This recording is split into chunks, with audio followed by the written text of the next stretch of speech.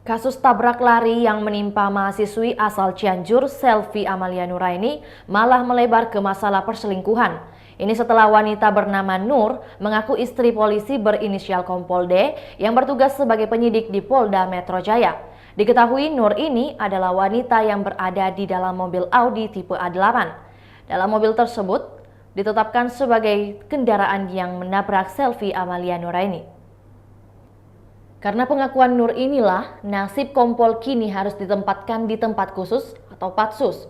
Kabid Humas Polda Metro Jaya, Kombes Pol Trunoyodo Wisnu Andiko membenarkan hal tersebut. Trunoyodo menjelaskan, Kompol D ternyata memang memiliki hubungan istimewa dengan Nur sejak tahun lalu. Keduanya mulai menjalin hubungan istimewa sejak April 2022. Trunoyodo menuturkan, Divisi Profesi dan Pengamanan Propam Polri telah melakukan penyelidikan dengan pemeriksaan saksi dan alat bukti. Hasilnya, Kompol D telah melanggar kode etik profesi Polri yang saat ini tengah didalami oleh Bidang Propam Polda Metro Jaya. Saat ini pimpinan Polri telah mengambil tindakan tegas untuk penempatan khusus selama 21 hari Kompol D di Polda Metro Jaya. Trunoyodo menegaskan, mobil Audi A8 yang ditumpangi Nur bukan bagian dari iring-iringan polisi.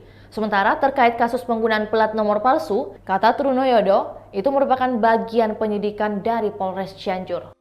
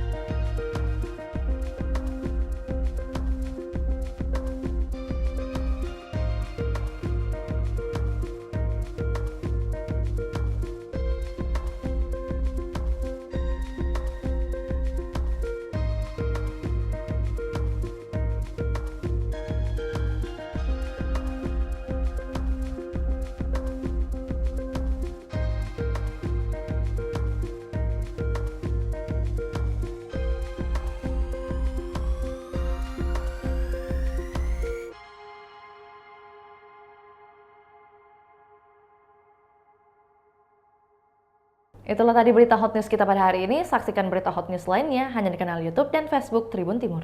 Terima kasih sudah nonton. Jangan lupa like, subscribe, dan share ya.